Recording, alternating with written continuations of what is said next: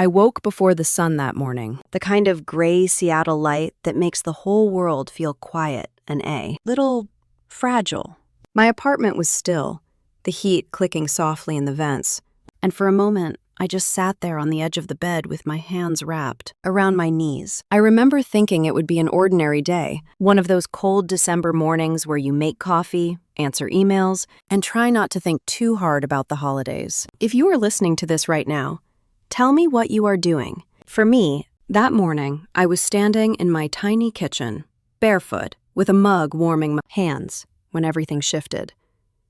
It always surprises me how fast a life can tilt. I opened my laptop the way I did every December, expecting to see the usual flood of messages from my family in Tacoma. The group thread was normally loud this time of year. My sister Heather arguing about recipes, my dad barking instructions about arrival times, my mom reminding everyone to label dishes. But that morning, the inbox stared back at me like a blank wall. Not a single subject line with Christmas in it. Not one picture of someone decorating. Not even a passive-aggressive reminder from Heather. I refreshed the page once, then again. Nothing. I tried the shared drive we always used to organize the holiday menu. Access denied. I clicked again, thinking maybe I hit the wrong link. Access denied. That red message glowed against the screen. Sharp and intentional. Something inside my chest tightened in a way that felt too familiar. I stood there with my mug halfway to my mouth and felt my heartbeat pick up. For years, I had been the one who kept that house running behind the scenes. Mortgage payments, utilities, internet, repairs, all quietly paid from my account because I made good money and because my parents had asked in that soft, guilt-soaked way that made it hard to say no. My dad always said he would handle Christmas and traditions, and I would handle the boring things. He said it like it was a compliment. It never felt like one. I set my mug down and picked up my phone, telling myself I was overthinking. Maybe they started a new thread. Maybe my dad forgot to add me. Maybe there was a glitch. The thought did not comfort me. But I reached for my phone anyway. A new voicemail icon blinked at the top of the screen. The timestamp said it came in late the night before. I pressed play and held the phone close to my ear. My dad's voice filled the kitchen. Cold, flat, the same tone he used when he wanted to make sure I knew he had the final say. He said they had talked. He said they had all agreed. He said I was not welcome at Christmas this year. There was no hesitation, no explanation, just the verdict. I stood perfectly still. I did not blink. I did not breathe for a second. I felt my shoulders brace like my body knew this blow even before my mind could catch up. A familiar ache crawled up the back of my throat. I swallowed it hard. For a moment, I just stared out the kitchen window at the row of apartments, balconies across from mine. A woman in a big coat was shaking a rug over her railing and laughing at something her dog did. Ordinary life, simple and warm, carried on outside while mine seemed to tighten around me. I replayed the voicemail, quieter this time, like maybe the second listen would change the meaning.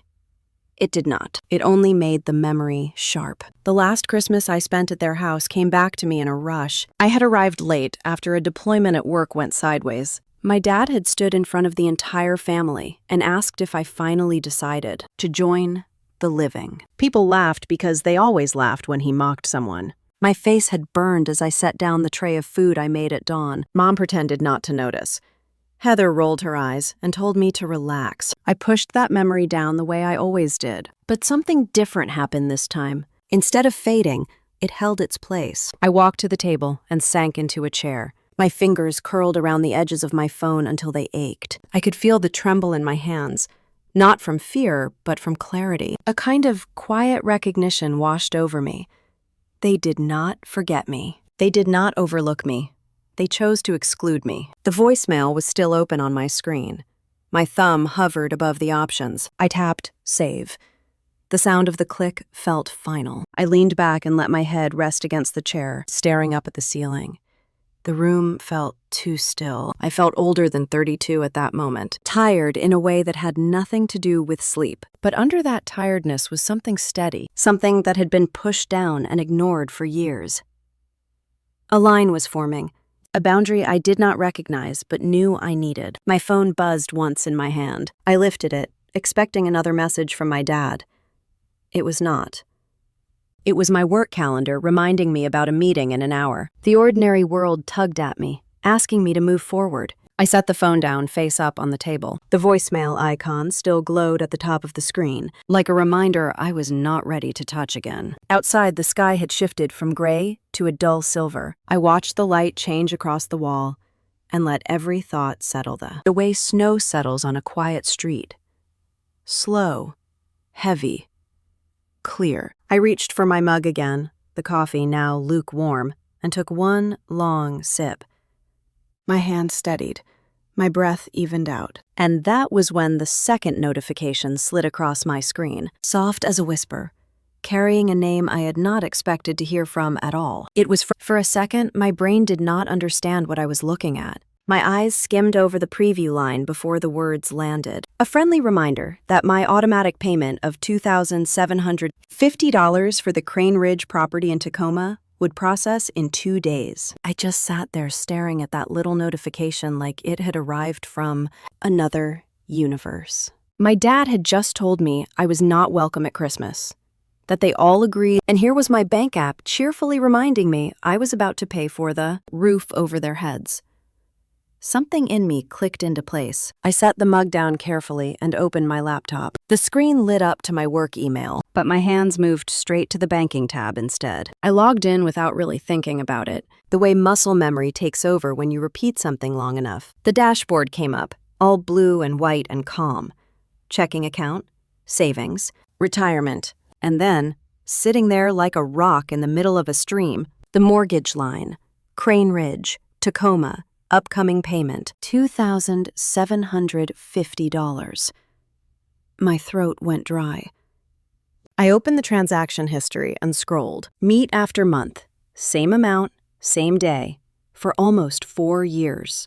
I did a quick calculation in my head, numbers stacking up until my chest tightened. It was more than most people make in a year. It was more than my parents had ever put into my future. I had been sending that money out quietly while my dad held court at family. Dinners talking about how hard he worked to provide. I clicked out and opened the spreadsheet I kept for myself, the one I had started in my early 20s when I got serious about getting out of debt. Back then, I tracked every latte and grocery run. In the last few years, the biggest entries have all been the same: mortgage, utilities, internet, property tax escrow. The sheet loaded, and my own notes glared back at me. I slid my finger along the touchpad and followed the numbers across row after row. Crane Ridge, paid. Crane Ridge, paid again. Electric bundle, paid. Gas, paid. I had tagged most of them as family houses. I stared at that label and felt my jaw clench. There was a scanned link in one corner of the sheet that I had not opened in a long time. Loan documents. I clicked it and waited while the PDF slowly came up on the screen. The black letters looked too sharp in the morning light. At the top, under the property owner, it said George Mitchell and Dana Mitchell, my dad and my mom. Under that, in smaller type, was borrower information, my dad and my mom. Then a second section, co-borrower. My name sat there in plain type. Learn Mitchell. No mention of the co-owner. No mention of shared titles. I was a name the bank needed, not a person with any claim. I remembered the day my dad brought the papers to my apartment. I had just started my new job in Seattle, fresh out of a promotion. Still stunned I was making $350,000 a year. He sat at my small kitchen table, talking about opportunity, about family, about how this house in Tacoma was going to be part of our legacy. He said the bank needed my income to get a better rate, and that once things were stable, they would add me to the deed. Mom had nodded along, eyes down, hands wrapped around a coffee mug. I had wanted so badly to believe him. Looking at the document now, that memory felt like a scene from someone else's life.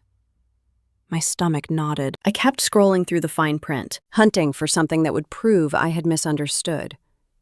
It was not there. I leaned back and rubbed my forehead with the heels of my hands. My breath felt too loud in the quiet kitchen. Outside, traffic on the freeway hummed faintly like a low ocean. I thought about all the times my dad had introduced the house as something he built. the way he would puff up when neighbors complimented the kitchen. He never mentioned that his daughter in Seattle had quietly written most of the checks. I flipped back to the spreadsheet and added a new column at the end. I labeled it, with a small, bitter smile, reality. In that column, I started adding up what I had actually contributed. Mortgage totals, utility totals, renovation costs. The new washer when the old one flooded the laundry room. The roof patch after the first heavy rain. The electrician bill when the old wiring failed inspection. When I finished that rough tally, my head spun a little. More than 90%. That was the estimate staring back at me. Over 90% of the money that had gone into keeping that house standing had come from me, while my dad told everyone he was carrying the family on his back. I sat there for a long minute, listening to the faint tick of the clock on my stove. A hot little pulse of anger throbbed behind my eyes. Not the wild kind you yell with, the quiet kind that sits down and takes notes. On impulse, I opened my email and searched for Crane Ridge. A whole trail of messages lit up. Reminders from the bank. Notices from the utility companies. Receipts from the home improvement store when I ordered materials for the kitchen remodel.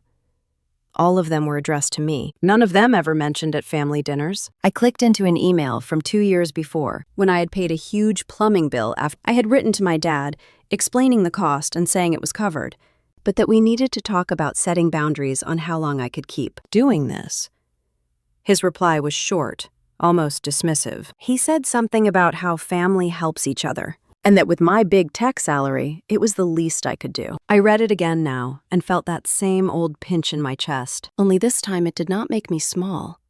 It made me clear. I switched from email to messages and scrolled way back in the thread labeled family. For years, it had been where we shared pictures and updates. Somewhere along the line, it had turned into a place where my dad lobbed instructions, and Heather tagged along. I kept scrolling until I hit a block of messages from around the time I signed the loan papers. I remembered my dad telling me he would explain things to the family later. He had, in his own way. There was a separate thread I had not paid attention to back then, one he had added me to after the fact. My fingers slowed when I saw the name of the group. Mitchell Core. I opened it and scrolled up. Lots of chat, most of it my dad complaining about bills, and Heather griping about her own life. Then, my eyes landed on a small cluster of messages that made my stomach flip. Heather wrote that at least someone in this family was useful. My dad replied that Lauren should be grateful she could pay for something real, instead of wasting money on her downtown apartment and silly gadgets. Heather sent a laughing emoji and said Lauren always was a bit full of herself. Adam answered that as long as I kept the money flowing, he could tolerate the attitude. I read that last line 3 times. It was one thing to feel used. It was like a transaction approved in a group chat. They were not just leaning on me. They were measuring my value in dollars and commenting on it like it was a show. My hands started to tremble. I set the phone down, then picked it back up and took screenshots of the whole thread. Each soft click of the capture sound felt like a nail going into a piece of wood. I dropped the screenshots into a new folder on my desktop and named it with the first word that came to mind. Evidence. I sat there, staring at that little folder icon, feeling a strange mix of grief and relief. Grief for all the years I had spent contorting myself to fit into their idea of family. Result that I finally had proof that I was not imagining it, that the slight twist in my gut every time my dad called asking for money had been my body warning me all along. The light in the kitchen shifted as the morning wore on. My coffee had gone cold, untouched. I pushed the mug aside and looked back at the mortgage notification still sitting in my email inbox. 2 days until the next payment. For the first time since I signed those papers, a thought formed in my mind that felt both terrifying and solid. I did not have to let it go through. That thought sat in my mind like a small, steady flame, while the rest of me felt cold. I closed the banking window and pushed the laptop away, but the idea stayed with me as I walked down the hall to grab a sweater from the bedroom. Every step felt heavier, as if my body already knew this was a turning point, even if my mind had not caught up. The sweater was draped over a chair near the window, and when I picked it up, I noticed my reflection in the glass. I looked tired, not in a physical sense, but in that deep way that comes from years of being, the peacemaker and the provider, and the one who never said no. My eyes lingered on my own face, almost studying myself, wondering how I had not seen it sooner. I pulled the sweater on and sat at the edge of the bed, staring at the carpet as memories started to surface. Not the cozy ones. The ones I had stored in boxes in the back of my mind. Moments that felt small at the time, but strung together, made a pattern I could no longer ignore. I remembered when I was 17 and got accepted into a summer tech program in Portland. I was so excited, I told Dad the second I got home from school. He barely looked up from the newspaper before telling me it was too far and that I should not act like I was better than everyone else. I remembered how I folded the acceptance letter into a tiny square and hid it in my desk drawer. That program could have changed everything early on, but Dad made it sound like wanting more was disrespectful. I remembered when I first moved to Seattle and landed my job at Arcton Digital. I had called him the night before my first day, hope for something like pride. He told me not to get a big head and reminded me that family came before career. Back then, I thought he meant it in a loving way. Now I heard the warning behind the words. Keep sending help. Keep paying. Do not forget what you owe us. I rubbed my palms on my jeans and walked back to the kitchen. The air felt different now. Clearer, like something had shifted in the room and in me. I opened the fridge for no real reason, stared at the shelves, then closed it again. My mind would not stop replaying things I had brushed aside for years. I thought about how Dad never shared financial details with anyone but expected me to pay bills with zero explanation. I thought about Heather, sitting at that shiny dining room table, smiling when neighbors praised the remodel as if she had chosen the tiles. I spent an entire Saturday picking out. I thought about the time she told me in her soft, suggestive voice that my career was nice, but that being supportive was better than being successful. The realization that all of it had been conditioning made my jaw tighten. I walked to the small desk in the corner of the living room and pulled out the stack of mail I had ignored for a week. Right on top was another envelope from the mortgage company. They always mailed a physical copy, even though I had gone paperless ages ago. The folded letter inside showed the same number as the notification. $2,750 due in 2 days. I laid it flat on the desk and stared at it until the numbers blurred. Then I heard my phone buzz from across the room. I checked the screen and froze. A text from Dad. The preview showed only the first few words. We need to talk about Christmas. My breath caught behind my ribs. I opened it with a thumb that felt heavier than it should have. The message was short. Since you are not coming, we need you to transfer the catering deposit by tonight. Heather is handling the menu and said she sent you the total. It is $7,000. Do not be late. I let the phone drop onto the couch cushion. There was no question mark, no greeting, no thank you. Just instructions, like I was an employee who had missed a deadline. I rubbed the back of my neck and went to the window. The sky outside had gone pale and cold, the kind of light that promises rain. $7,000 for catering. For a Christmas dinner I apparently was not welcome at. I had not even seen the invoice, and they were already telling me to pay it. A part of me that still remembered being a hopeful daughter wanted to believe this was a misunderstanding. Maybe Heather had typed it wrong, but the larger part, the part that had spent all morning staring at paperwork that proved the truth, knew better. I picked up the phone again and scrolled to the family thread. Right near the top was a message from Heather, sent late the night before. The menu is finalized. Lauren will cover the deposit. Dad said she promised. I had never promised anything. Heat rose in my chest, spreading upward until it reached my cheeks. I typed a reply. When did I promise that? My finger hovered over send, but after a long breath, I deleted the message.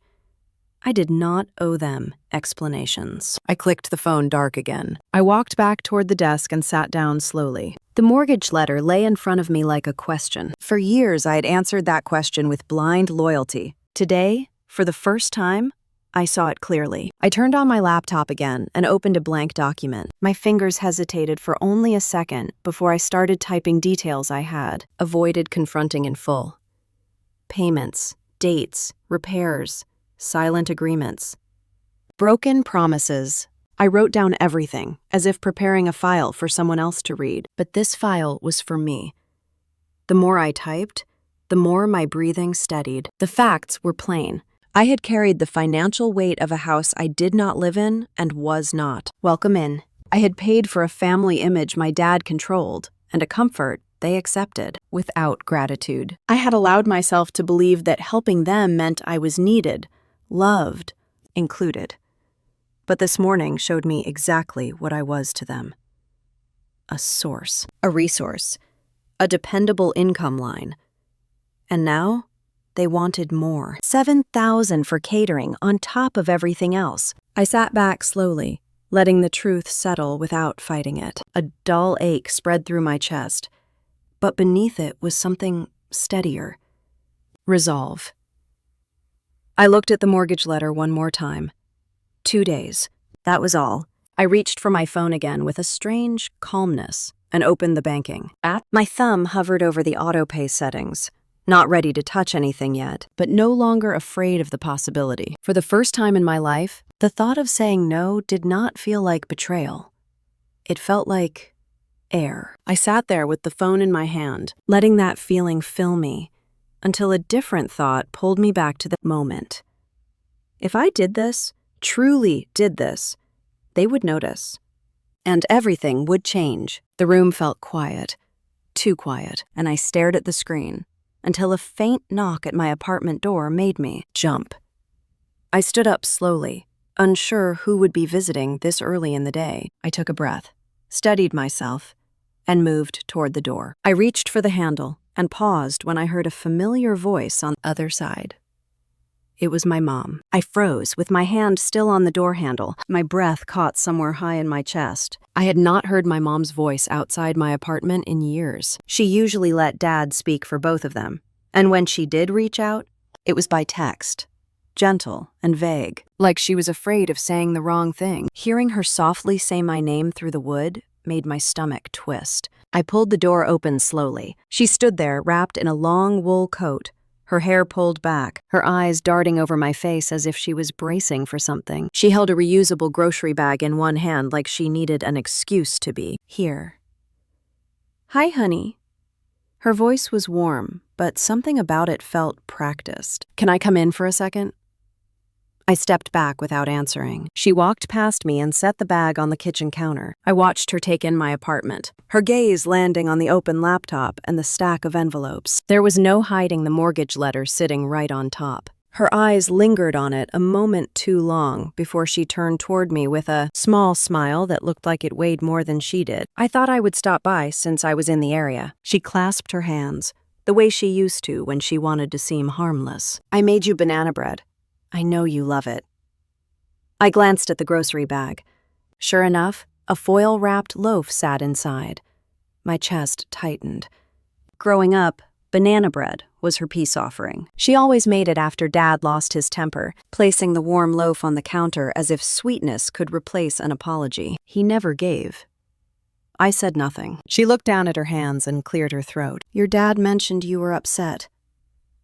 The words came out slowly, carefully. "I wanted to hear from you. About what happened. You know how he gets sometimes. He does not always choose the right words." A sharp little laugh escaped me before I could stop it. "He told me I am not welcome at Christmas. There is not really another way to phrase that." She winced as if the sentence had been physically painful. "He did not mean it like that. Christmas is stressful. Plans got complicated." Complicated. That was the word she used when Dad shouted at me for getting into a college he said was too far. It was the word she used when he refused to attend my graduation. It was always her way of turning harm into something small enough to swallow. I leaned against the counter and folded my arms. "Mom, did you know about the vote?" The words surprised me even as they came out. I had not meant to say them yet. Her eyes flicked up, wide. "Vote. What vote?" I watched her carefully and saw it, that tiny flicker of panic. She knew something. Maybe not everything, but enough. The vote about whether I should come to Christmas, the one where everyone agreed I should not be there. Her hands tightened together. I was not part of that. I did not agree to anything. Your dad said some things were better decided without dragging everyone into discomfort. So he told you after the fact. She did not answer, but her silence was enough. She tried again. her voice softening. I came here because I wanted to talk about the catering deposit. He said you were confused about it. Anger flared in my chest. Confused, I repeated the word slowly, feeling the heat rise up my spine. He told me to pay $7,000 for a dinner I am not invited to. And you think I am confused? She shook her head quickly. I am not saying you have to pay. I just know Heather has been stressed, and your dad does not want the holiday to fall apart. Not after everything this year. He thought maybe you could handle the deposit like you always do. Like I always do. There it was. The quiet expectation built over years. I wondered if she even heard herself. I pointed toward the stack of letters. Mom, that house is in your name and Dad's name, yet almost every bill in that pile is addressed to me. Do you know how much I have paid over the years? Do you know the amount? She blinked at the letters again, her expression tightening the way it did whenever she sensed danger, but did not know where to stand. Honey, your dad said the house was a burden. He said you offered to help. We thought... She sighed. We thought you understood. I pushed my hands into my pockets to keep them from shaking. I offered to help in the short term.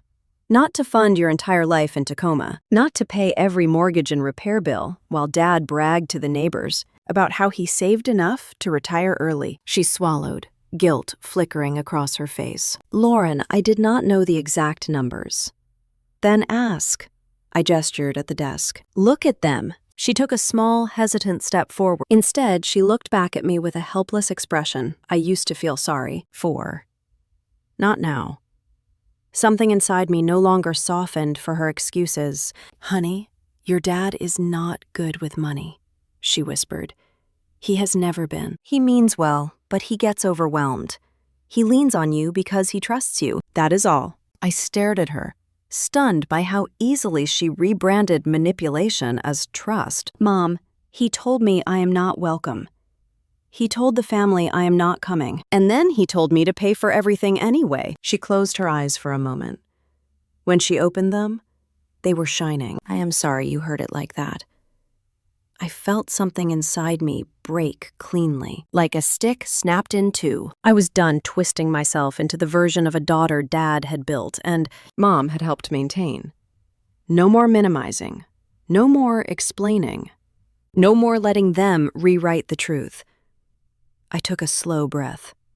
Mom, did you come here because you care? Or because he told you to talk me into paying?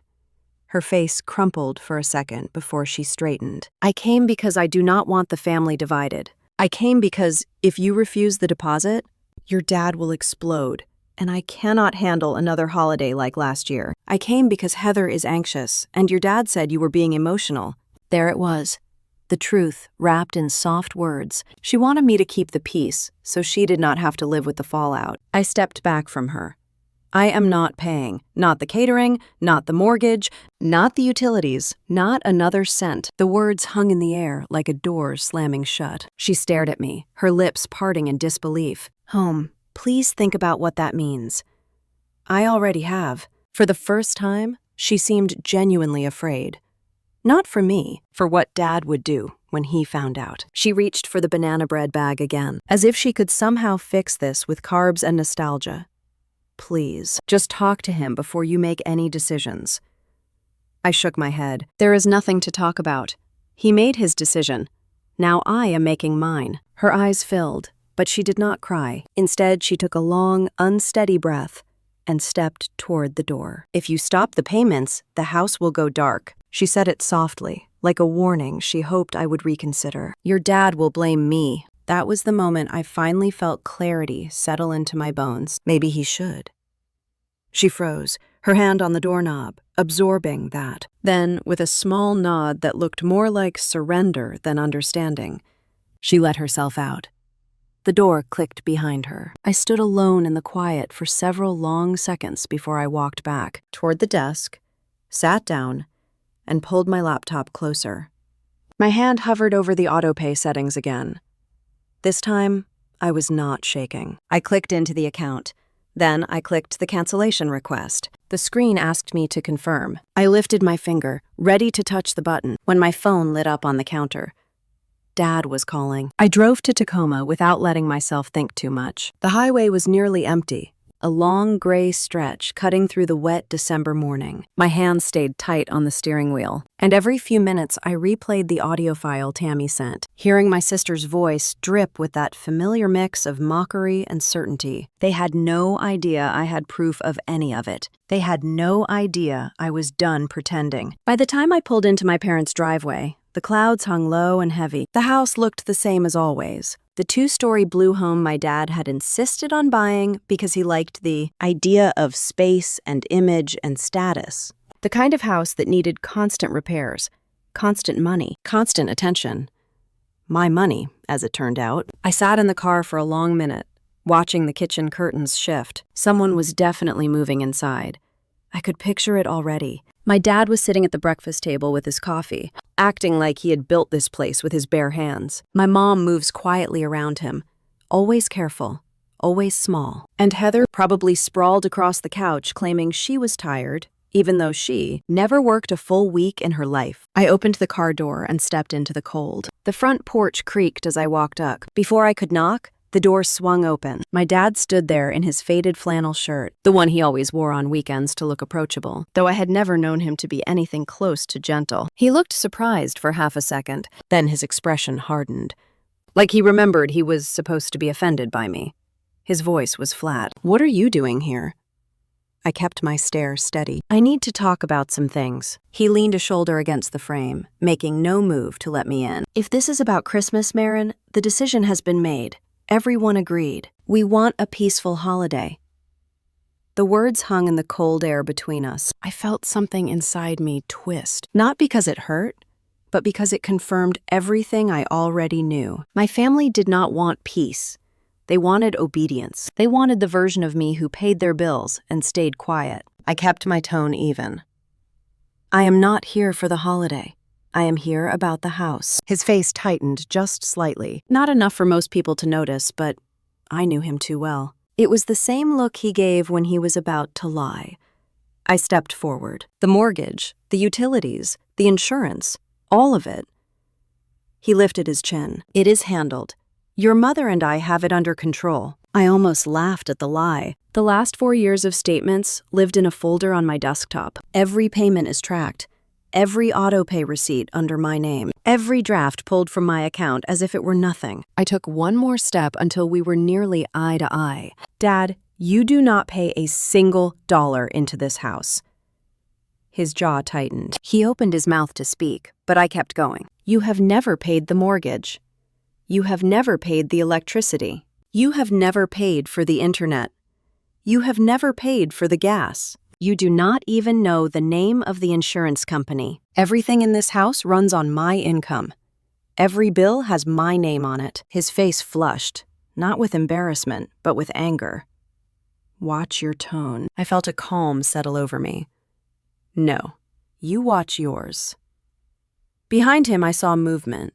Heather appeared at the end of the hallway, her arms crossed, her expression already smug. One look at her told me she had heard enough to know I was supposed to be the problem today.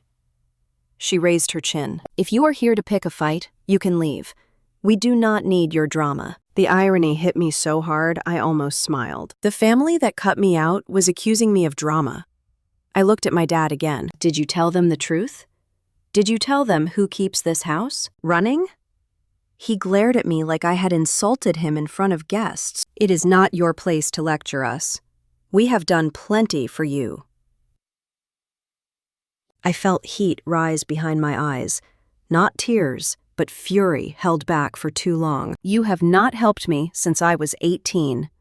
I have covered your late notices. I have covered your repairs. I have covered everything so you could keep pretending to be the head of this family." He stepped in closer, lowering his voice into the tone that used to make me fold as a teenager. "You are acting ungrateful.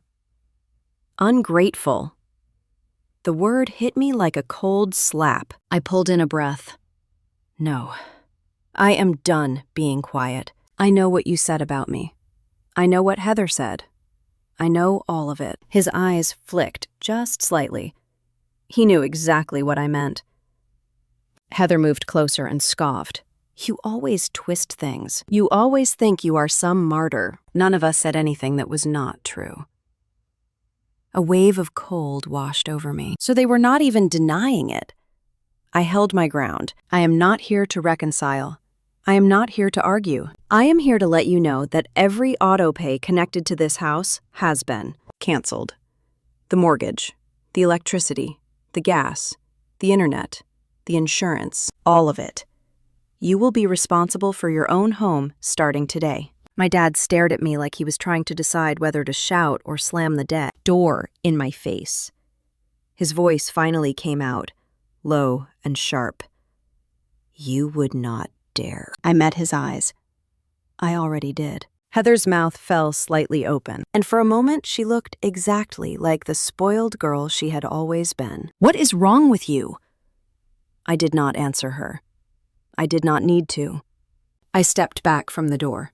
I looked at my dad one last time. I do not owe you anything anymore. He took a step toward me, but I turned before he could finish whatever threat he had lined up. I walked down the steps with the cold air hitting my face and my heart, beating in an unfamiliar rhythm. It was not fear. It was released. It was the first breath of a life that did not orbit around a man who took and took and took. I reached my car and opened the door. My hands trembled just slightly, not from doubt, but from the adrenaline of finally saying the truth out loud. I sat behind the wheel and rested my forehead against my hands. When I finally looked up, the front door of the house was still open. My dad stood frozen in the doorway. Heather hovered behind him. They looked smaller than I ever remembered.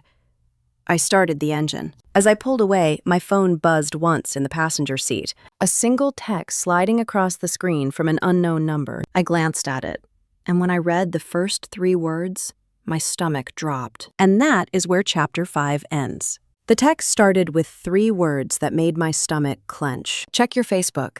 It was from my cousin Ellie. We were never especially close, but she was the quiet one at family gatherings, the one who watched more than she spoke.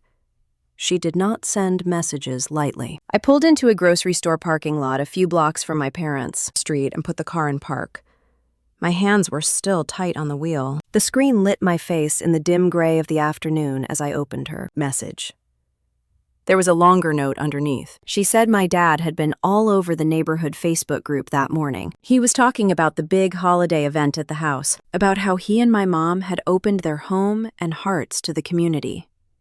This year. Ellie added that she was sorry and that she thought I deserved to see it for myself.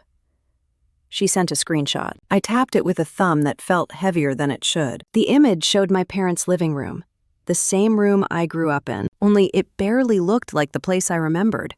A huge Christmas tree reached almost to the ceiling, dripping with gold and red ornaments. The fireplace mantel was lined with greenery and white candles. Tables were pushed together with white tablecloths and place cards. In the center was my dad, standing with his arm around my mom, both of them smiling wide for the camera. Underneath the photo was his caption. He wrote about how blessed he was to finally host the kind of Christmas gathering his family deserved. How grateful he was that years of hard work had allowed him and my mom to create a warm, welcoming home for friends and neighbors. He talked about sacrifice. He talked about providing. I read his words twice, my vision blurring. There was no mention of me. No mention that the home he was parading in front of everyone had been paid for almost entirely by the daughter he had uninvited. The comments were a chorus of praise. People from the neighborhood wrote that my parents were a generous couple and that it was inspiring to see a dad who cared so deeply about his family. A few old coworkers of his chimed in, calling him a stand-up man. Someone even wrote that he had always been the kind of dad who went the extra mile. The bitter taste in my mouth was sharp enough to swallow. I scrolled further and saw that my mom had shared the same post to a local community group. Her added line said that after years of modest holidays, they were finally in a place where they could give back in a big way. My hands began to shake and I set the phone on my lap. I knew my dad liked to look good to other people. I knew he cared more about what neighbors thought than what his own daughter felt. But seeing it in black and white, seeing him accept applause for sacrifices I had made in silence, hit something deep that I had pushed down for too long. I sat in that parked car as the December light began to fade, watching people on my screen call my dad generous and loving and steady. I thought about the bills on my desk back in Seattle. I thought about the nights I stayed late at the office to get a bonus that immediately disappeared into this house in Tacoma. I thought about the voicemail where he told me I was not welcome. The word generous glowed under his photo like a bruise. I picked up the phone again and tapped out a reply to Ellie. I thanked her and asked if there was anything else I should see. She wrote back almost immediately. She said there were whispers going around that my dad had promised some kind of charity angle to this Christmas dinner, that he had told a local church group he was hosting families who would otherwise be alone for the holidays, that a small neighborhood newsletter was planning to write a feature about his big heart. Something inside me went very still. I opened the Facebook app and searched for the neighborhood group. It was not public, but Ellie had sent an invitation link. I clicked join, and within a minute, a notification popped up saying I had been approved. The group feed was full of the usual posts: lost dogs, porch pirates, someone complaining about fireworks. And then there it was again. My parents' house, my dad's name. The newsletter had posted a teaser. It said there would be a story in January about a local family who turned their home into a haven at Christmas. It mentioned my parents by name. It thanked them for opening their home and footing the bill. I leaned my head back against the headrest and closed my eyes. I could see my dad rehearsing lines in his head, planning how he would tell the story to cast himself as the hero, the hardworking man who gave everything up for his family. The dad who never stopped providing. The idea of him sitting in that living room, soaking in the admiration, while knowing full well he had told me to stay away, made my hands curl into fists. After a while, I started the car and drove back to Seattle, the highway lights blurring slightly as I blinked hard to keep them steady. The drive felt shorter this time, like my mind was already racing ahead of the miles. By the time I pulled into my apartment building garage, the sky had gone from gray to full dark. I turned off the engine and sat in the quiet hum of cooling metal. My phone buzzed once more. Another message from Ellie. She said my dad had started making comments at the party about finally being in a good financial place. He had joked that he used to worry about every bill, and now everything was under control. Someone had asked what changed. He told them he had been smart with money and planned well. I laughed once, a sharp, humorless sound that echoed in the small space of the car. Upstairs in my apartment, I did something I had not done in a long time. I turned off my overhead lights and left only a lamp by the couch on. The soft pool of light made the room feel smaller and safer, like a circle I could stand inside. I opened my laptop on the coffee table and clicked into the evidence folder. Screenshots of bank statements, copies of utility shutoff confirmations, the loan documents with my name sitting in the corner as a co-borrower. The message threads where my sister called me useful, the audio file Ellie had sent, full of their careless words. And now, new screenshots of my dad's Facebook posts and the newsletter snippet. I organized them into subfolders: mortgage, utilities, conversations, public image. Every click felt deliberate, methodical, like I was building something solid, brick by brick. Part of me wondered if I was going too far, if collecting proof made me petty. Another part, the part that had watched my dad rewrite history in real time for years, knew exactly why I was doing it. He was not just taking my money. He was telling my story. He was erasing me from the narrative, while still standing on everything I had given. I sat back and watched the cursor blink on the folder name. Evidence. It felt too small for what it represented. This was more than proof. This was a record of 4 years of my life poured into a house where I was no longer welcome. My phone buzzed again. This time, it was not Ellie.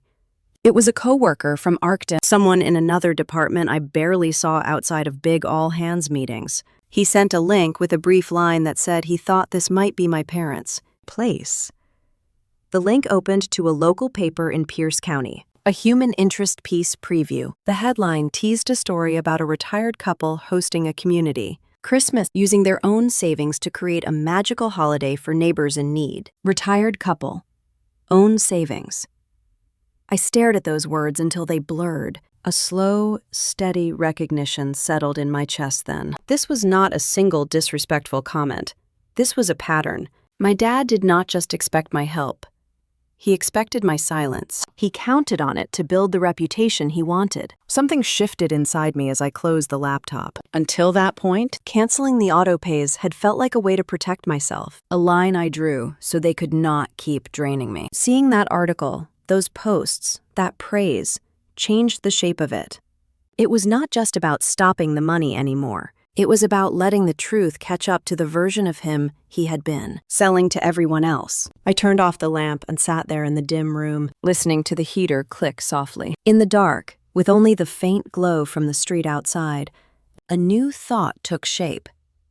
He had spent years teaching people how to see him. Now, with every silent shutdown and every unpaid bill, the real picture would start to come into focus. I did not know yet exactly how far I was willing to go. But I knew one thing. I was done helping him hold up a story that was never true. That thought stayed with me when I finally went to bed. When I woke up the next morning, and when I sat at my small kitchen table with a mug of coffee that went cold, before I even drank half of it. The day after Christmas always felt strange to me.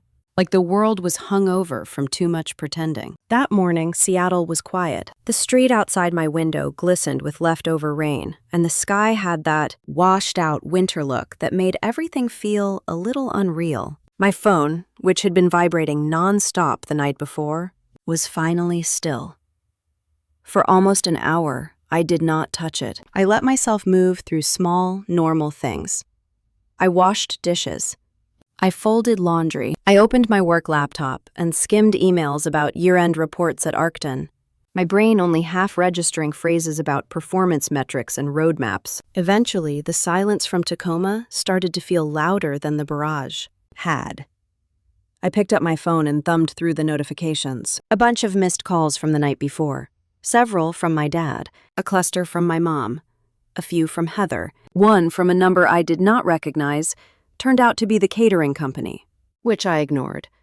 New overnight messages sat at the top. The first one was from my mom. She wrote that she hoped we could move past this, and that my dad had been, under a lot of stress. She said she wished I had not chosen Christmas Eve to make such a big point. The second was from Heather.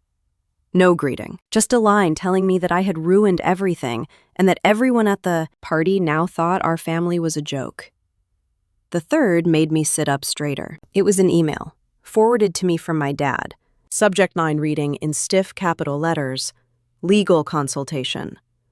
I opened it. He had clearly copied me on something he had sent to a local attorney in Tacoma. In his note, he described me as an unstable daughter who had shut off the buck utilities out of spite. He claims that I had no right to cancel the mortgage payment because the house was his. He asked for advice on whether he could sue me for damages to his reputation and for emotional distress. At the end of the forwarded message was a brief response from the attorney. It was polite, but firm. The lawyer wrote that if every account was in my name, my choice to cancel them was within my rights. He added that any misrepresentation of who had been paying the mortgage could be a problem for my dad, not for me. The attorney recommended that my dad resolve the matter privately. I read that last line 3 times. My dad had not sent me a personal apology. He had not even written a separate note. He had just forwarded the exchange, like a threat that had backfired. I took a slow breath, and for the first time since this started, I felt something new wrap around the anger. Validation. I forwarded the email to myself, dropped it into the evidence folder, and then stared at the screen for a long time. It was one thing to know in my gut that I was doing the right thing. It was another to see a legal professional confirm that I was not the one, crossing lines. A little later that morning, my work phone buzzed. It was a coworker named David, one of the senior engineers who also did some consulting on contract issues for side projects. He did not usually call me outside of work matters. I answered, keeping my voice neutral. He said he had seen the local article teaser that hinted at some drama in Tacoma and wondered if everything was all right. He told me, in his calm, measured way, that if I needed to run any legal questions past someone who knew contract law and finance, he had a friend who could help. I hesitated, then asked him a simple version of what was going on. I kept the details short. I said there was a house in my parents' name, a mortgage and utilities in mine, and that I had been paying everything for years. I said I had canceled those payments after being told I was not welcome. He was quiet for a moment, then asked if my name was on the deed. I said it was not. He asked whose names were on the mortgage and the utility accounts. I told him mine. He exhaled slowly. From a legal standpoint, he said, that meant I held the risk and the power. I had been paying for an asset I did not own. He told me that stopping payments was not fraud. It was me refusing to continue subsidizing something that did not belong to me. His tone softened a little. If anything, he said, your dad may have opened himself up to scrutiny by letting you pay everything. Well, he presented the property as his achievement. Is plateau if he told any lenders or organizations something different. When we hung up, I felt steadier. The guilt my dad had always relied on was losing its grip. Around noon, a new text came in from Ellie. She wrote that things in Tacoma were ugly. According to her, the party had completely fallen apart after the lights went out, and the catering fell through.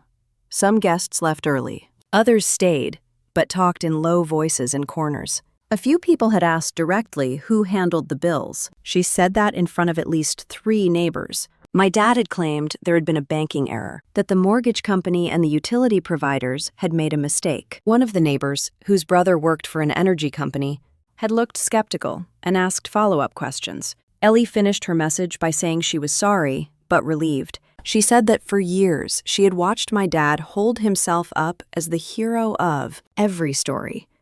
She thought it was about time people saw behind the curtain. I sat on the couch with my phone in my hand, thinking about my younger self, the teenager who had believed that being quiet and helpful would one day earn real belonging, the college student who had skipped trips and shoes and dinners out so she could send money home, the young engineer who had signed loan documents because her dad told her they would needed her just one more time. Every version of me had hoped that sacrifice would be noticed in more than whispers. Instead, my dad had chosen to pretend I was the problem the moment I stopped bending. That afternoon, while I was making tea, my email pinged again. This time, it was from a local reporter, the same one whose teaser link my coworker had sent me. She said she had received some anonymous documents regarding the Crane Ridge property and wanted to verify a few things. My first instinct was to shut the laptop. The old voice in my head, the one that echoed my mom's, "Please keep the peace," begged me not to answer. But the new part of me, the woman who had sat in the dark the night before and decided she was done being erased, told me to at least hear the questions. I wrote back and asked what exactly she needed to know. Her reply was straightforward. She said she had seen public records listing my parents as the owners, but the documents she received showed years of mortgage and utility payments from an account under my name. She asked if it was accurate that I had been financially responsible for the house since the purchase. She said she would not print my name if I requested anonymity. She only wanted the story to reflect the truth about who had paid for what. I read her email twice, then 3 times. If I confirmed what she already suspected, my dad's carefully built image could crack in front of more than just a handful of neighbors. The small article about a generous retired couple might become something very different. My hand hovered above the keys as I weighed what to say. On one side was the familiar pull of loyalty, even to people who had not shown it back. My mom's face floated into my mind, tired and resigned, always smoothing over conflict. On the other side was the stack of proof in my folder, 4 years of transactions, 4 years of uncredited support, 4 years of being convenient until I said no. I answered simply. I confirmed that every loan payment, every utility bill, and every major repair had been paid from my account. I explained that my name was not on the deed and that there had been an understanding I would be added later that never happened. I did not call my dad names. I did not use words like narcissist or abuser, even if they flickered across my brain. I stuck to facts. At the end, I wrote that if she chose to share any of it, I did not want my full name in print. I was not interested in revenge headlines. I only wanted the record corrected. When I hit send, a strange quiet settled over the room. I made my tea and stood by the window while the water cooled. The street outside was busy now, people hauling boxes back into their apartments, taking down travel bags, walking dogs with sweaters. Life moved forward. My phone vibrated again. This time, it was my dad. Not a call, a text. He wrote that he knew it had been me who canceled everything. He said that everyone now thought he was irresponsible. He told me that if I did not fix this, he would never speak to me again. I stared at the last line for a long time. Never speak to me again. It was meant to sound like a punishment. For the first time in my life, it did not scare me. I typed a reply, then deleted it. Typed another, deleted that too. In the end, I wrote nothing at all. I set the phone down and wrapped my hands around the warm mug. Out of the corner of my eye, I saw my laptop screen still glowing with the open email thread from the reporter. Whatever happened next, the story was not his alone anymore. And while I stood there watching steam curl into the air, a new notification slid quietly into my inbox, carrying a subject line that made my heart thump once, hard. It was from the bank. The subject line mentioned the Crane Ridge mortgage in that formal, careful way banks always use. My stomach tightened, but I clicked it open before I could talk myself out of it. The email said they had noticed the most recent payment had not gone through, and that, as a co-borrower, I was still listed as financially responsible. They invited me to schedule an appointment with a loan officer to discuss options and to review the account. I read it twice, then pushed the laptop back an inch and stared at the wall. For years, those notices had been background noise. I never let a payment slip, never gave the system a chance to notice anything. Now the machine had finally realized there was a human at the other end of those automatic drafts. I took a slow breath and picked up my phone. Before I could change my mind, I called the number in the email. The automated menu felt endless, but eventually I reached a real person. A woman with a calm voice who introduced herself as a mortgage specialist at the downtown Tacoma branch. She said she could meet with me in person if I was willing to come in. The old version of me would have apologized for bothering her during a busy week. This version just said yes and wrote down the time she offered. 2 days later, I drove back down the interstate. The sky low and pale, the trees along the highway bare and slick with leftover rain. The bank was in one of those newer buildings with too much glass and a parking lot full of trucks that looked more expensive than most people's houses. Inside, the air smelled like printer toner and coffee. And a television in the corner rolled through financial tips no one was really watching. A young teller led me to a glass-walled office where a woman in her 50s stood to greet me. She had silver at her temples and a firm handshake that made me like her. Instantly, I shook my head and sat down, chucking the folder I had brought like it was a shield. She pulled up the loan account on her screen and studied it for a moment, then turned back to me with a thoughtful look. "You are listed here as co-borrower," she said slowly, "and your parents are the sole owners on the deed. Is that correct?" I nodded. Yes, I signed so they could qualify. All the payments have been drafted from my account since the beginning. She tapped something on her keyboard. I see that. Every payment for the past 4 years has come from an account in your name. You have never missed one until now. I let out a breath I did not realize I was holding. That is right. She sat back and folded her hands. May I ask why you decided to stop?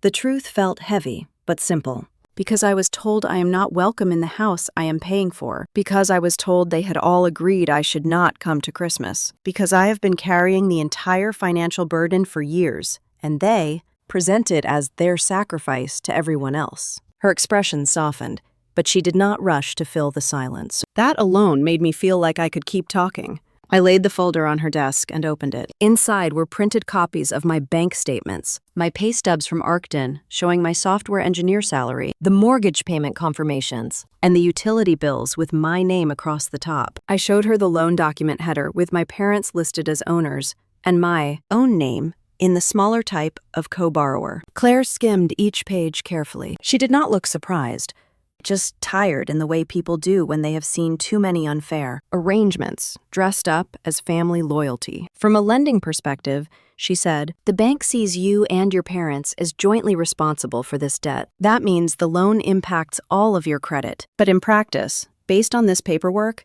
you have been the only one truly paying. I nodded, my throat tight. She paused. You need to know that if no one makes the payments, the house can eventually go into default. That affects everyone on the note. I cannot sugarcoat that. I swallowed. I understand. But I also understand that I cannot keep pouring money into a house I do not own where I am not welcome. There has to be some way for me to step back. She tapped her pen against the desk once, then nodded slowly. There are a few options in situations like this. Sometimes one party refinances the loan solely into their name. Sometimes the property is sold and the mortgage is paid off that way. Sometimes the co-borrower petitions to be released, but that requires the other party to qualify on their own. She looked me in the eye. If your dad cannot qualify without you, the bank cannot force you to keep paying. We can only report what happens when payments stop. Her words landed with both weight and relief. The risk was real. But so was my right to stop being used. Claire slid a form toward me. This is a formal notice that you are unwilling to continue making voluntary payments on behalf of the primary occupants, she said. It documents that you have expressed concern about the arrangement. It does not remove you from the loan today, but it creates a record that you did not quietly agree to keep doing this. I read the short statement. It was nothing dramatic, just a line that said, I no longer intended to act as the sole payer for the property. I signed it with a hand that barely wavered. She stamped it and scanned it into their system. The sound of the scanner felt final in a way I cannot explain. When she was done, she leaned back. I am not supposed to give personal advice, she said gently, but I am going to say something as a woman who has been doing this for a long time. You should not have to bankrupt your peace and your future for two adults who chose. I blinked hard and looked down at my hands. Thank you, I managed. She walked me to the lobby. As I passed the teller line, a man with gray hair in a navy sport coat walked in. He was on his phone, speaking loud enough for half the bank to hear. I recognized his profile before my brain even registered his voice. My dad. He had not seen me yet. He told whoever was on the line that he needed to speak to a manager immediately. He said there had been a mistake with his mortgage and that someone had frozen things behind his back. The word unfair came out of his mouth like he had just discovered it. Claire glanced at me, then at him. Her jaw tightened just slightly. Do you want to go a different way? She asked quietly. For a moment, I considered slipping out the side door. Then I thought about all the years of walking around his moods, his temper, his version of the story. I straightened my shoulders. No. I am fine. My dad ended his call and turned toward the counter. His eyes landed on me and widened, then narrowed so fast it might have been funny in another life. He stared at me in that lobby, his face red above his scarf. What did you do? He said, voice low but hard. The bank called me. They said there is a note on the account. They said you came in. People in the lobby shifted, their attention flicking in our direction. I could feel Claire standing just slightly behind me. A quiet presence. I kept my voice calm. I told them the truth, that I have been paying for everything. That I am not going to keep doing it. If you want the house, you can figure out how to pay for it. Or you can sell it. He stepped closer, lowering his voice further while his anger sharpened. You are making me look like a fool. I held his gaze. No, Dad, you did that on your own. His mouth opened, then closed. For once, he seemed at a loss for words. A woman in line pretended to look at her phone, but was clearly listening. A teller called the next customer, trying to keep the energy moving. For a strange, suspended moment, it felt like the whole bank was holding its breath. My dad tried again. You are my daughter, he hissed. Family does not turn on family. I felt something inside me harden into something clear. Family does not erase family either. His eyes flashed, and for a second I thought he might raise his voice, might cause a scene big enough that security would have to escort him out. Instead, he straightened his jacket and looked around, suddenly aware of the audience. This is not over, he muttered. He turned away sharply and marched toward another office, demanding again to speak to whoever was in charge. I watched him go, the way he puffed himself back up, trying to regain control before he even understood that it was slipping for good. Outside, the air smelled like cold and wet asphalt. I sat in my car for a while, hands on the steering wheel, watching people move in and out of the building. Behind the glass, my dad paced inside one of the offices, like a caged animal. My phone buzzed where it sat in the cup holder. A new email notification popped up on the screen, the preview showing the first line. It was from the reporter. She wrote that the story had been updated and would run online that evening. I stared at the words. The gray Tacoma sky reflected faintly in the dark screen, and realized this was the moment things were truly about to shift. Not just inside the bank system, but out in the world where my dad had spent years polishing his version of who he was.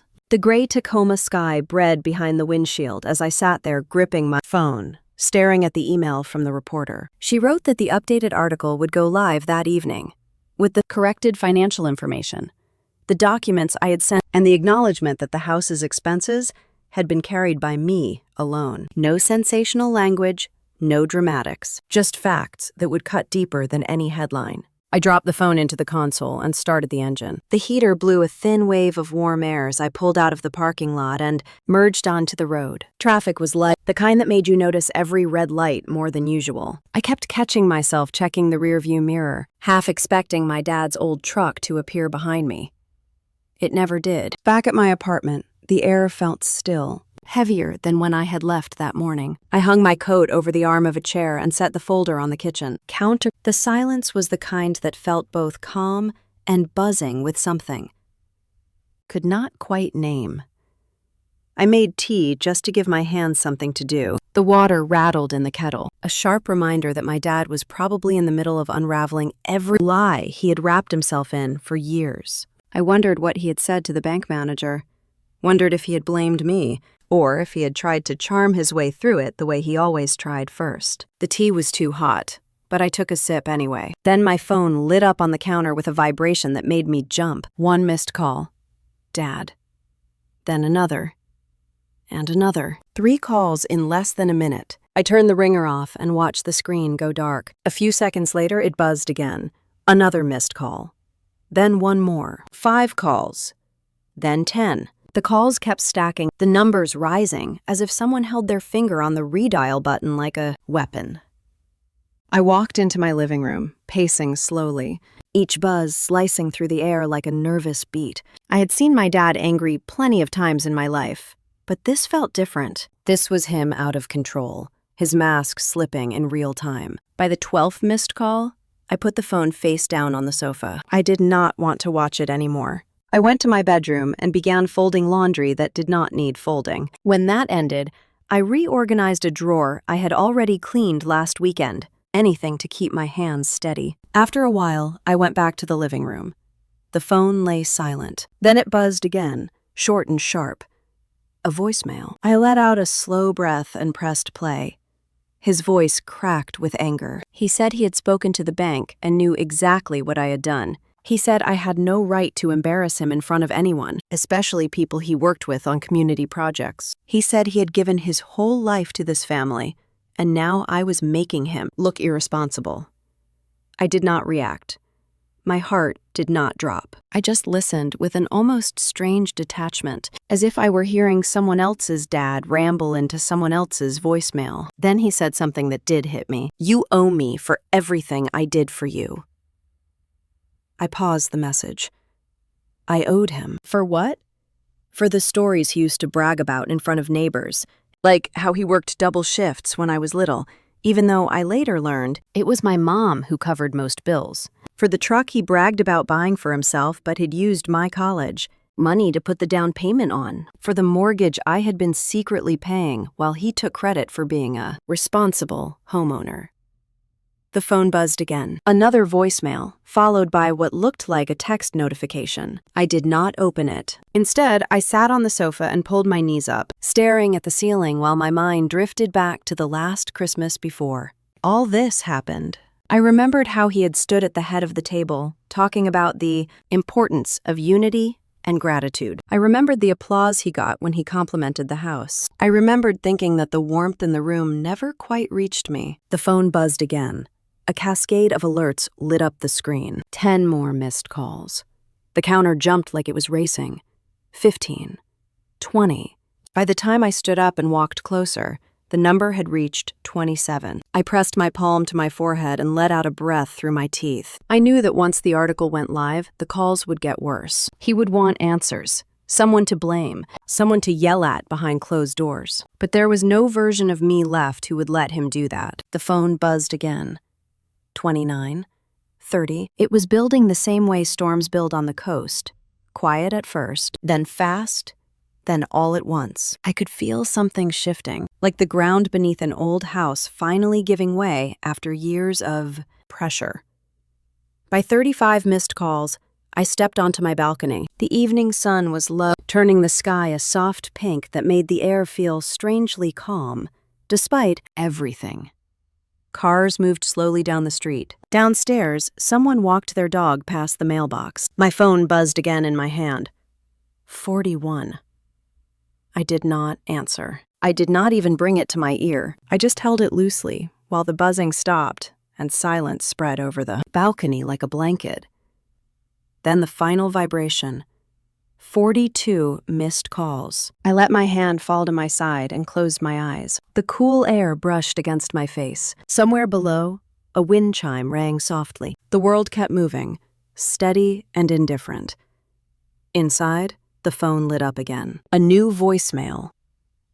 I stood there for a moment, not ready to hear it yet, not ready to let his voice back into my head. Instead, I stepped back inside, shut the balcony door, and placed the phone on the coffee table. I walked to the kitchen sink, ran the water, and washed my hands slowly. The simple motion grounded me more than anything else that day. When I finally turned off the faucet, the apartment felt quiet again. Not the kind of quiet that hides dread, but the kind that waits. I dried my hands and leaned on the counter, staring at the phone across the room. A dim glow pulsed from the screen every few seconds. It felt like the moment before a fuse reached the fire. Something was coming next, and I knew it would change everything that followed. The glow on the phone kept pulsing across the darkened living room like a tiny heartbeat as I stood by the kitchen counter, hands still damp from the sink. My apartment felt suspended between two moments, the one I had just lived in and the one waiting on the other side of that. Voicemail. I crossed the room slowly, each step feeling heavier than it should have, and finally picked up the phone. I tapped play. My dad's voice filled the room, ragged and raw. He sounded cornered, like an animal trying to find a way out. He said he had spoken to the bank manager and that they told him the loan was now under review because of my statement. He said the article was out and people were already messaging him. He said the neighbors were talking. He said somebody at the fire hall had forwarded the link to the group chat. He said I had humiliated him in the worst way. Then his tone shifted, trying to soften, trying to claw back control. He said he had always done his best. He said I misunderstood him. He said this was all a big mistake that we could fix quietly if I would just call him back. I let the message play until his voice faded into static. I stood there for a long moment, staring at the wall while the house settled around me. Small creaks in the ceiling, and the distant hum of a car rolling through the parking lot. It struck me that this was the first time in years I had heard him sound unsure. The first time I had heard anything close to fear in his voice. I set the phone down and walked to the window. Outside, the streetlights glowed against the pavement, and a neighbor walked her dog through the cold night air. Life was still happening, normal and steady, while mine had shifted in one breath. When I turned back toward the room, something inside me felt clearer, not triumphant, not vengeful, just certain. I picked up the phone and scrolled through my contacts until I found the number for the Tacoma County Civil Clerk. A voice answered on the second ring, a young man who sounded new to the job. I asked a few questions about property disputes, co-borrowers' liabilities, and the steps for formally documenting financial contributions toward a house, not legally mine. He told me everything simply. I took notes, thanked him, and ended the call. Then I sat at my dining table and opened my laptop. The light from the screen washed across the room as I created a document titled Financial Record Summary. I listed every dollar I had put into that house, every month of utilities, every repair, every bill, every late night I had stayed awake transferring money I should have spent on myself. The total looked unreal, like it belonged to someone else's life. The apartment stayed quiet while I gathered everything into a clean folder. 1. My computer. When I closed the laptop, the weight that had been living in my chest for years finally shifted. I stood up, walked to the entryway, and slipped my shoes back on. The night air felt crisp when I stepped outside. I walked down the stairs and across the parking lot to the mailbox that sat under a dim light. My breath rose in small clouds as I reached for the metal handle. Inside was a single envelope. I recognized the handwriting instantly. My dad's letters were sharp and angled, like he etched each line instead of writing it. I held the envelope for a moment, my thumb brushing the corner. Then I opened it. The letter inside was short. He wrote that I had gone too far. He wrote that I had embarrassed him in front of people who had known him his whole life. He wrote that the family should keep things inside the house. He wrote that he hoped I understood the damage I had done. He did not write anything about the damage he had done. I folded the letter and slipped it back into the envelope. I did not tear it. I did not throw it away. I simply carried it back to my apartment and placed it in the same drawer where I kept documents from my old life. That drawer used to hold weight. Now it felt like nothing more than paper. The next morning, the sunlight cut across my bedroom floor in thin golden lines. I made coffee slowly, savoring the warmth rising from the mug, letting my breath settle. My phone buzzed on the counter. But this time, it was a text from someone else. It was the reporter. She wrote that the article was live, and that she had updated it again with a brief editor's note clarifying the financial records. She said the response was already strong. She wrote that she appreciated my willingness to tell the truth, even when it was difficult. I thanked her and closed the message. For the first time, I felt like the story was no longer twisting in someone else's hands. It was standing on its own. Later that afternoon, my doorbell rang. When I opened the door, my cousin Jenna stood there with her hands shoved deep into her coat pockets. She looked nervous in a way I had never seen before. She told me she had read the article. She said she had not known the full truth, and that the family group chat was an absolute disaster. She said my dad was yelling at everyone and accusing them of betraying him. She said my stepmom had been crying about the embarrassment, and that my brother Luke was furious that the truth was out. I listened quietly. When she finished, she looked at me with something like regret. "I am sorry," she said, "for not seeing it sooner." For once, I did not shrug it off. I just nodded. We talked for a few minutes at my door. She said she did not expect forgiveness and was not asking for anything. She just wanted to acknowledge the damage. When she left, my apartment felt warm again, like the air had shifted just slightly. That evening, as the sun dipped low, I walked out to the little trail behind my building. The trees rustled softly above me. A creek ran thin and icy along the edge of the path. I stood there with my hands in my pockets, breathing in the cold, letting it settle inside me, the way truth finally had. I thought about the girl I used to be, the one who tried for approval, who paid for peace, who bent herself into shapes just to fit the outline of someone else's expectations. Then I thought about the woman I am now, the woman who had chosen her own life, the woman who had finally stepped out of the storm. When I returned to my apartment, the living room felt brighter. The silence felt like a friend. The weight was gone. I sat down on the sofa and let myself breathe fully for the first time in a long time. And if you have ever been told you were too much or not enough for your own family, remember this: silence can be power, and truth can be the loudest revenge. Tell me in the comments what integrity means to you and where you are listening from.